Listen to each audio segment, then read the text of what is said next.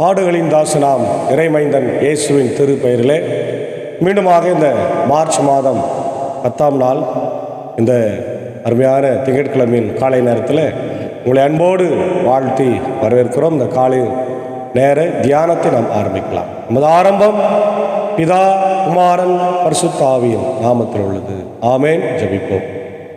பாடுகளின் தாசனே, சிலுவையின் நாயகனே, எங்களுக்காய் கல்வாரி சிலுவையில் பாடுபட்டு மரித்து ரத்தம் சிந்தி எங்களை மீட்டவரே, எங்களுக்காக குமாரனை அனுப்பிய பிதாவே, எங்களுக்காக தூய ஆவியானவரை அனுப்பிய ஆண்டவரே, ஸ்தோத்திரிக்கிறோம். இதோ இந்த தவக்காலம் எங்களுக்கு ஒரு மாற்று உருவாக்கத்தின் காலமாய் எங்களை நாங்களே ஆண்டவரை மாற்றிக்கொள்ள, இந்த வசனத்தின் வழியாய் மாற்றிக்கொள்ள கர்த்தர் கொடுத்த கிருபைக்காய் ஸ்தோத்திரம். இந்த நாளிலும் ஆண்டவரே காலை நேர தியானத்தை ஆசீர்வதிங்க. நீனை மறைத்து நீ பேசும் ஆண்டவரே. பாடல் வேலை, ஜெப வேலை ஆசீர்வதி. இந்த ஆண்டவரை காலை தியானத்தில் இணைந்திருக்கிற இப்படி அருமையான நம்பர் சாரின் எடுத்து பயன்படுத்தும் ஆண்டவர் எங்களோடு இணைந்து இந்த காணொலி வழியாக இதை கேட்டு பார்த்து பயன்பெறுகிற எல்லா மக்களுக்கும் உம்முடைய பேர் இறை ஆசிரியர்கள் இந்த நாளிலே தந்து வழிநடத்தும். எங்களை எல்லாரையும் சிலுவைக்கு நேராக ஆண்டவரை நீர் ஒருமுகப்படுத்த வேண்டும் என்று கெஞ்சி மன்றாடுவோம். இறைமைந்தன் இயேசுவின் திருப்பெயரிலே ஜெபிக்கிறோம். ஜெபம் கேளும் நல்ல பிதாவே. ஆமேன். காலை வேளையில் 212வது ஞான பாடலாகிய சோதனைக்குட்பட்டாரே கெச்சமனி தோட்டத்தில் என்ற பாடலை, ஞான பாடலை சாரோடு இணைந்து நாம் பாடுவோம். நம்முடைய பாடல் புத்தகத்தில் 212வது பாடல்.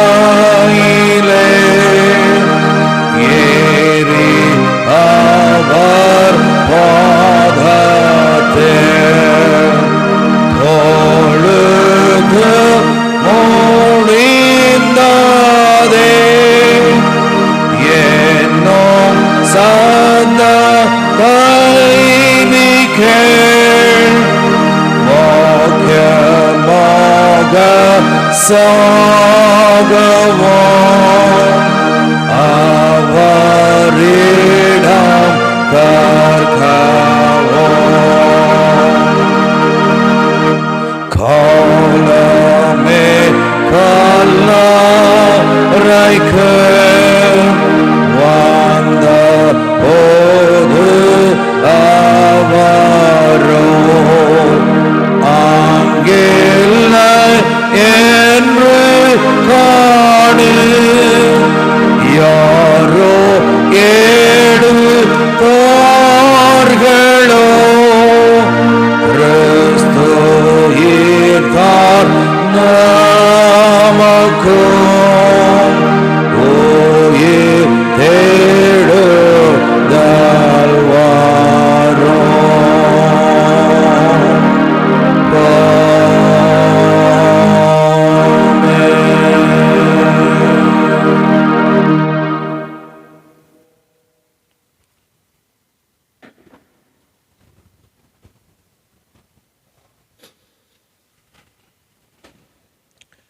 பாடுகளின் தாசனாம் இறைமைந்தன் இயேசுவின் திருப்பெயரிலே இந்த காலை நேரத்தில் உங்களை அன்போடு வாழ்த்தி வரவேற்கின்றோம். இந்த காலை நேரத்திலும் நாம் தியானிக்கும்படியாக தெரிந்து கொண்ட கடவுளுடைய வார்த்தை அது சங்கீதம் 4வது சங்கீதம். இது தாவீதினுடைய புகழ்பா என்று சொல்லப்படுகின்றது. தாவீது இதை எழுதியிருக்கின்றார். He was a great king of Israel, a prolific writer of psalms. சங்கீதங்களை எழுதுகிறதிலே மிக சிறந்த நிபுணனாய் விளங்கியவர் என்று சொல்லப்படுகிறது. இதனுடைய காலகட்டம் 1010 ஆண்டிலிருந்து 970 BCயில் ஒருவேளை தாவீதினுடைய அரசாட்சி காலத்தில் இது எழுதப்பட்டிருக்கலாம் என்று சொல்லப்படுகிறது. தாவீதினுடைய அரசாட்சி இஸ்ரேல் அரசாட்சியில் இஸ்ரேல் மக்கள் சமாதானமாய் வாழ்ந்தார்கள். தாவீது பல எதிரி நாடுகளை வெற்றி கொண்டு கடவுளுக்கு அவன் நன்றி செலுத்தினான். குறிப்பாய் பெலிஸ்தர்களை வெற்றி கொண்டது அவனுக்கு ஒரு பெரிய மகிழ்ச்சியாக இருந்தது. அதே நேரத்தில் பக்கத்தில் இருக்கிற மற்ற நாடுகள் எல்லாமே இந்த நாட்டை அச்சுறுத்தி கொண்டு படையெடுக்க அவங்க தயாராக இருக்கிற நேரத்தில் தான் தாவீது இந்த சங்கீதத்தை பாடினார் என்று சொல்லப்படுகிறது. இதில் முக்கியமான 4 காரியங்கள் என்னென்னாக்கா, கடவுளுடைய சமாதானம். இந்த 4ஆம் சங்கீதத்தில் கடவுளுடைய சமாதானம் பிரச்சனையின் மத்தியில் இருக்கிறது என்கின்ற முக்கியமான ஒரு சிந்தனையை இந்த பகுதியில் இந்த 4ஆம் சங்கீதத்தில் நம்ம பார்க்கிறோம். இதை இலக்கிய நடையிலே நாம் பார்த்தோம் என்று சொன்னால் இது ஒரு மிக முக்கியத்துவம் வாய்ந்த சங்கீதமாய் பார்க்கிறார்கள். பழைய ஏற்பாட்டினுடைய குங்கல் என்று சொல்லப்படுகின்ற பேராசிரியர், பழைய ஏற்பாட்டின் விளக்கங்களை எழுதியிருக்கிறவர், இந்த 150 சங்கீதங்களிலே இந்த சங்கீதம் மிக முக்கியத்துவம் வாய்ந்ததாகவும் யூத வழிமுறைகளிலே பாட அந்த வர்ஷிப்பில் பயன்படுத்தப்பட்டதாகவும் சொல்லப்படுகிறது. இந்த சங்கீதத்தினுடைய அமைப்பு நாம் பார்த்தோம்னு சொன்னால் 5 விதமான பகுதிகளை இந்த சங்கீத புத்தகம் பிரித்திருக்கிறத நம்ம பார்க்கின்றோம். அதில் 4வது சங்கீதம் முதல் புத்தகத்தில் இருக்கிறதை நம்ம பார்க்கிறோம். 1 முதல் 41 தான் முதல் பகுதி. அதில் முதல் பகுதியில் இருக்கிறது. சங்கீதம் 3க்கும் சங்கீதம் 4க்கும் ரொம்ப தொடர்புடையதாகவும் அதை தாவீது தான் எழுதினார் என்றும் நம்ம பார்க்க முடிகிறது. அதே போல இன்றைக்குரிய கலாச்சார பின்னணியிலே இதை பார்த்தோம் என்று சொன்னால் த இம்பார்ட்டன்ஸ் ஆஃப் ஸ்லீப். இன்றைக்கு தூக்கத்தை கடவுள்தான் நமக்கு கொடுக்கிறார்.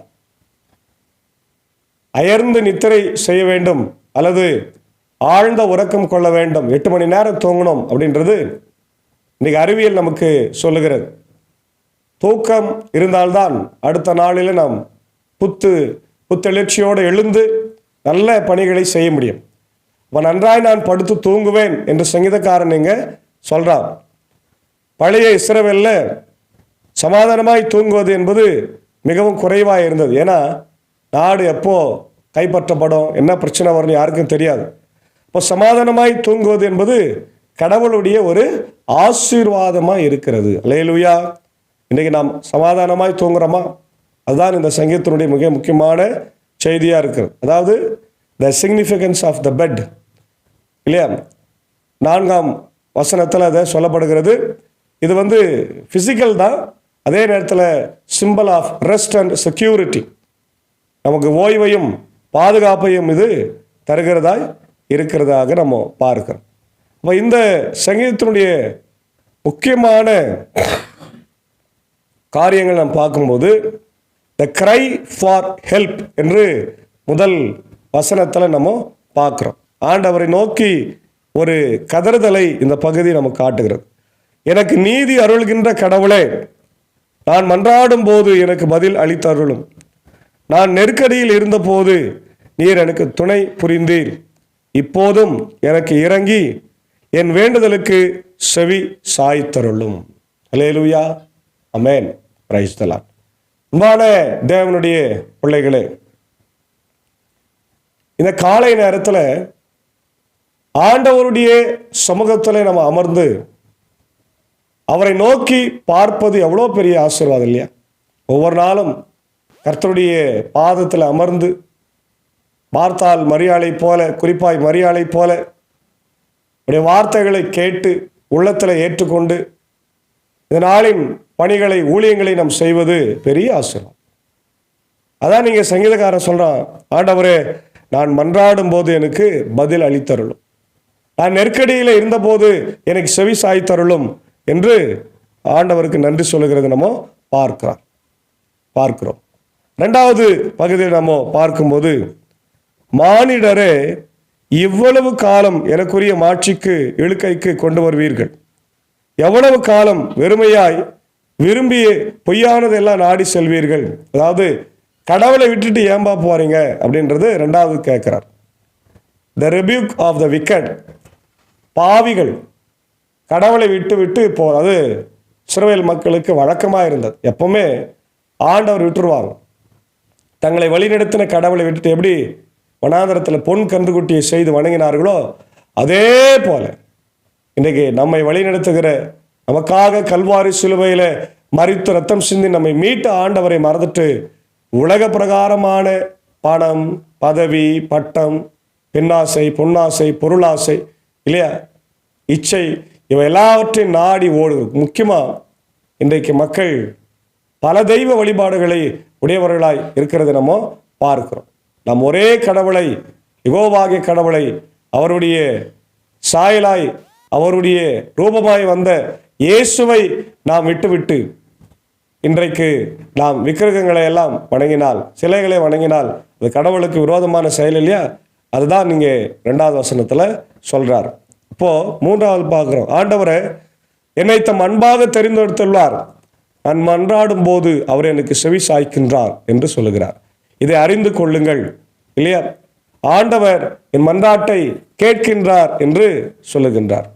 சினமுற்றாலும் பாவம் செய்யாதிருங்கள், படுக்கையில் உங்கள் உள்ளத்தோடு பேசி அமைதியாயிரு. கோபம் கொண்டாலும் என்ன பண்ணாதீங்க, பாவம் செய்யாதீங்க. ஏன்னா கோபத்தினுடைய அடுத்த விளைவு பாவம் தான்.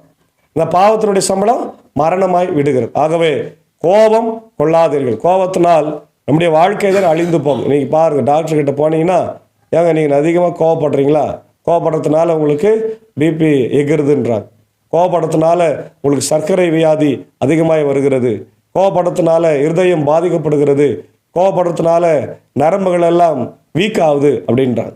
இது உண்மையாகவே சயின்ஸ் பிரகாரமாகவே ஆராய்ந்து கண்டுபிடித்திருக்கிறார். அதே அமைதியாகவும் சமாதானமாகவும் பிற இடத்துல அன்பாக இருக்கும்போது நம்முடைய இருதயமும் மற்ற எல்லா உறுப்புகளும் அது அமைதியாய் வேலை செய்கிறதா இருக்கிறதாக இன்றைக்கு பார்க்கிறோம். ஆகவே கோபப்படுவதனால ஒரு பிரயோஜனமும் இல்லை. எல்லாவற்றையும் நம்ம ஆண்டவரிடத்துல நாம் ஒப்பு கொடுத்து விட்டு சமாதானத்தோடு வாழ வேண்டும். முறையான பலிகளை செலுத்துங்கள், ஆண்டவரை நம்புங்கள். இங்கே பழைய ஏற்பாட்டினுடைய பலிகளை பற்றி பேசுது. நம்ம செலுத்த வேண்டிய பலி நம்முடைய உடல். ரோமர் 2:12 நம்ம வாசிக்கிறோம் இல்லையா? என்னை ஜீவ பலியாய் ஒப்புவித்தேன் ஏற்றுக்கொள்ளும் இயேசுவே என்று அங்கே நம்ம பாடுகிறோமே 340வது பாடல்ல.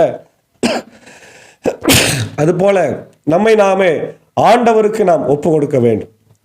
பலிகள் பழைய ஏற்பாட்டு பலிகளோடு முடிந்து விட்டது இல்லையா?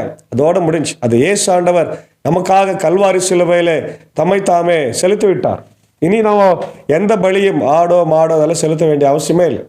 நாம் செலுத்த வேண்டியது நம்மையே ஆண்டவருக்காய் செலுத்த வேண்டும் என்பதுதான் இங்கே சங்கீதக்காரன் நம்மளுக்கு வலியுறுத்துகிறார். நலமானதை எங்களுக்கு அருளையார் என கேட்பவர் பலர், ஆண்டவரே எங்கள் மீது உமது முகத்தின் ஒளி வீசும்படி செய்தருளும் இல்லையா? ஆண்டவரே எங்கள் மேல ஒளி வீசும் என்று கேட்கிறார்.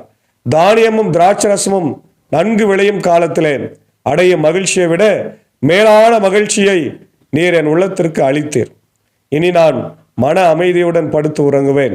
ஏனெனில் ஆண்டவரே நான் தனிமையா இருந்தாலும் நீரே என்னை பாதுகாப்புடன் வாழ செய்கிறார். ஆண்டவரிடத்துல அவர் சங்கீதக்காரன் கேட்கிற, ஆண்டவரே நீர் எனக்கு சமாதானத்தை தந்து வழி நடத்தும். நான் தூங்கும் போது அமைதியாய் சமாதானமாய் படுத்து உறங்க. அப்போ இன்றைக்கு சமாதானமாய் படுத்து உறங்குவது என்பது கடவுளுடைய ஆசீர்வாதம். அன்பான தேவனுடைய பிள்ளைகளே, இன்றைக்கி யாருக்கெல்லாம் தூக்கம் வரல, நிறைய பேர் இரவு நேரங்களில் தூக்கம் வராமல் நிறைய மருத்துவரிடத்தில் போகிறத நம்ம பார்க்குறோம். காரணம் என்னென்னா, அவர்களுடைய செயல்களே அவங்களுக்கு முன்னாடி வந்து நிற்கும். அவங்க செய்கிற தவறுகள் அவர்களுக்கு முன்பாக வந்து நிற்கும். பணம் இருக்கும், நல்ல விலை உயர்ந்த மெத்தை இருக்கும், நல்ல ஏசி ரூம் இருக்கும், சில்லுன்னு இருக்கும், தூங்க முடியாது, தூக்கம் வராது. ஆனால் இன்றைக்கி பிளாட்ஃபாரத்தில் கொசுக்கடியில் நன்றாய் உறங்கி கொண்டிருக்கிற ஏழைகளை பார்க்குறோம். ஏன்னா அவங்களுக்கு எந்த கவலையுமே இல்லை. பணத்தை பற்றியோ பதவியை பற்றியோ நாளை தினத்தை பற்றியோ. கிடைத்தா சாப்பிடுவாங்க, இல்லைன்னா அன்றைக்கி பட்டினி தான். கிடைத்தா வேலை செய்வாங்க, இல்லைன்னா அன்றைக்கி அமைதியாக இருப்பாங்க. ஏன்னா எல்லாவற்றையும் அவங்க கடவுளையே நம்பி இருக்கிறாங்க. ஆனால் இன்றைக்கி நம்ம பணத்தை நம்பி இருக்கிறோம் இல்லையா? நிறைய பேர் பணத்தையும் நம்முடைய வேலையை நம்பி இருக்கிறதுனால தான் இன்றைக்கி நம்ம சோர்ந்து போகிறோம், தூக்கம் இல்லாமல் போகிறோம். அதனால தான் சகேயு தன் வாழ்க்கையில் பணம் எல்லாமே இருந்தது, அவனுக்கு இல்லாத எதுவும் இல்லை. எல்லாவற்றையும் சொத்து நிறைய சேர்த்து வைத்திருந்தான். வாழ்க்கையில் நிம்மதி இல்லை, சமாதானம் இல்லை, தூக்கம் வரல. ஆண்டவரை தேடுறான். ஆண்டவர் வீட்டுக்கு வந்துட்டாரு.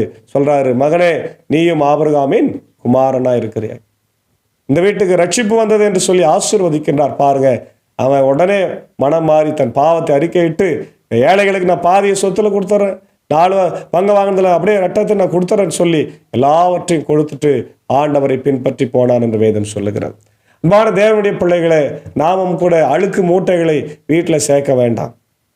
பாவங்களை ஆண்டவருக்கு விரோதமாய் நாம் செய்ய வேண்டாம், சேர்க்க வேண்டாம். சேர்த்தன்னு சொன்னால் நம்முடைய பாவ மூட்டைகளை நாம் சுமக்கவே முடியாது. வருத்தப்பட்டு பார சுமக்கின்றவர்களே, எல்லாரும் என்னிடத்தில் வாருங்கள், நான் உங்களுக்கு இளைப்பாறுதலை தருவேன் என்று ஆண்டவர் சொன்னார் இல்லையா? அதனால அவர் கொடுக்குற அந்த ப்ராமிஸ் ஆஃப் பீஸ், சமாதானத்தின் தேவன் நம்மோடு இருக்கிறதை நாம் உணர்ந்து அவருடைய பிள்ளைகளாய் நாம் வாழ அழைக்கப்படுகிறோம். சங்கீதம் 3 கூட அதான் நம்ம பார்க்குறோம். கடவுளுடைய பாதுகாப்பு, ப்ரொடெக்ஷனை பற்றி சங்கீதக்காரன் பேசுகிறத பார்க்குறோம். சங்கீதம் 23 அவருடைய பாதுகாப்பின் அம்சத்தை சங்கீதக்காரன் தாவீதே ரொம்ப அழகாய், ஆண்டவரின் ஆயர், என்னை நடத்துகிறவர், என்னை போஷிக்கிறவர், என்னை வழிநடத்துகிறவர் என்கின்றதை இல்லையா? அவர் God is creator, redeemer, sustainer, protector என்று அவர் சொல்லியிருக்கிறத நம்ம பார்க்குறோம். ஆகவே அன்பான தேவனுடைய பிள்ளைகளை, ஆண்டவரிடத்தில் வந்து நாம் இளைப்பாரி சமாதானத்தின் பிள்ளைகளாய் ஒவ்வொரு நாளும் அவருக்காக வாழவும் சாட்சியிடவும் கர்த்தர் தாமே இந்த வார்த்தையின் வழியாய் இந்த காலை நேரத்தில் நம் அனைவருக்கும் உதவி செய்வாராக. ஆமென். ஜெபிப்போம். நேற்றும் இன்றும் என்றும் மாறாதவரும் என்றென்று வாழ்ந்திருக்கிறோமாக எங்கள் பாடுகளின் தாசனாகிய சிலுவை நாயகனே, அருள்நாதர் இயேசு கிறிஸ்துவை தந்த பிதாவே, எங்களுக்காக இந்த உலகத்தில் தூய ஆவியானவரை அனுப்பியவரே, வார்த்தையினாலும் சாக்கிரமத்தினாலும் எங்களை வழிநடத்துகிறவரே உம்மை ஸ்தோத்திரிக்கிறோம். இந்த காலை நேரத்தில் கூட ஆண்டவர் இந்த இறை வார்த்தையினாலே எங்களை போஷித்ததினாலும் உம்மை ஸ்தோத்திரிக்கிறோம். ஆண்டவரை, நாங்கள் இந்த உலகத்தில் எவ்வளவு பணம், பட்டம், பதவி சம்பாதித்தாலும் நிம்மதியான ஒரு வாழ்க்கை இல்லை என்றால், நிம்மதியான ஒரு இரவு தூக்கம் இல்லை என்றால் இந்த வாழ்க்கையே வீணாக இருக்கிறது. ஆகவே இன்னைக்கு எத்தனையோ மக்கள் ஆண்டவரை தூக்கம் வரவில்லை என்று சொல்லி மருத்துவர்களை நாடி சொல்லுகிறது நாங்கள் அறிந்திருக்கிறோம். ஆண்டவரே, ஏழை எளிய மக்களுக்கு அந்த ஆண்டவரே பிரச்சனை இல்லை. ஏனென்றால் அவர்கள் பணத்தை நம்பவில்லை, முழுமையாக உம்மை நம்புகிறார்கள்.